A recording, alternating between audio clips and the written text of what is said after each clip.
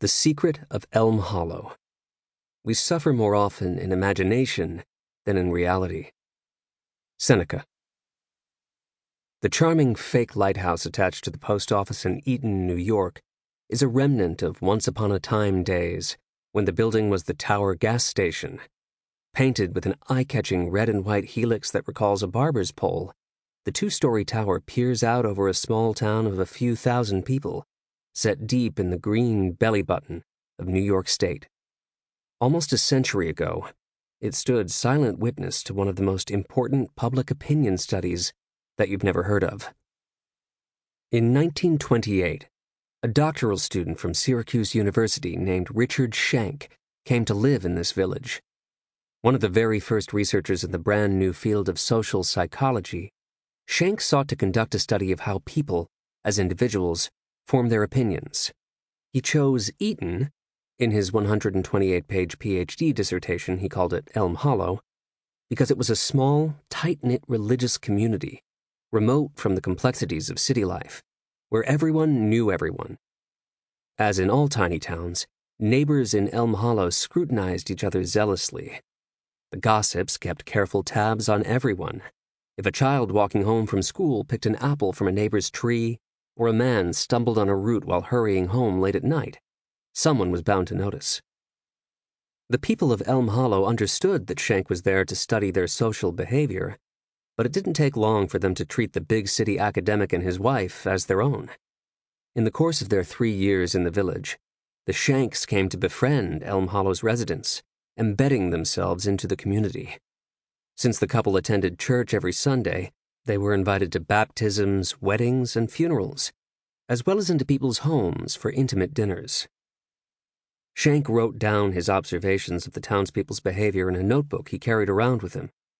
He queried them about proper public comportment, particularly their views on the various social prohibitions issued from the pulpit. Should baptism be done by immersion or sprinkling? He inquired. Is it acceptable to go to the theater on Sundays? Is it okay to play games with face cards? A prohibition originated from a Puritan hatred of British royalty and its dirty penchant for gambling. Publicly, the response was nearly unanimous. The vast majority of those he surveyed agreed that even playing games with face cards, such as bridge, was off limits. But after his first year in Elm Hollow, Schenck realized that Elm Hollowites weren't quite the same people they pretended to be at church and elsewhere. For example, despite what they professed in public, Schenck reported that he'd personally drank, smoked, and played face card games with most adults in Elm Hollow, in the privacy of their own homes. This hypocrisy puzzled Schenck. Why in the world would most people in a community say they disapprove of things that they clearly had no problem doing?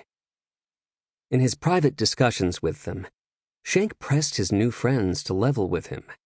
Attempting to understand the cause of this disconnect, he asked them a question whose answer would forever change how we think about public opinion, one that would lead directly to this book.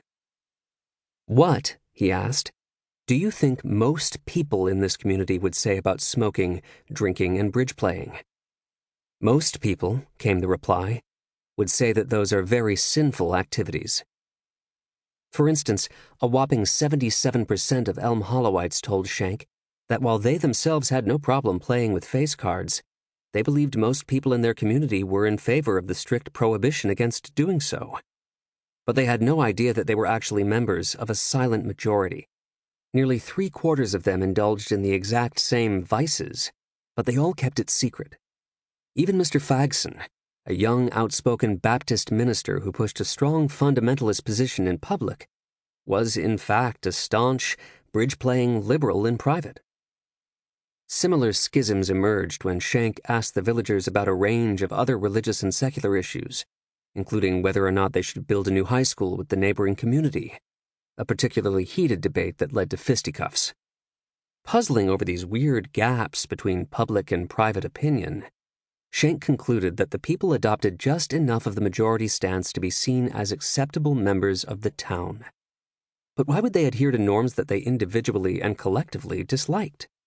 And how could the people of this small town be so utterly wrong about each other? That's when he learned about the cultural grip of a dowager widow named Mrs. Salt. Because her father had previously presided as the minister of young Mr. Fagson's church, Mrs. Salt claimed to embody that institution's history and ethics. Since she was also its largest donor, Mr. Fagson depended on her for a paycheck. Mrs. Salt managed to hold the townspeople in her iron grip for a full generation. Through the sheer strength of her personality, she dictated what one did and did not say in public. Inasmuch as Mrs. Salt is a vigorous woman and in the habit of giving her views on a subject considerable public expression, Schenck wrote, people frequently hear this oracle of the church expound her opinions and accept her views as typical of the group, without critical enumeration of just how many believe as she.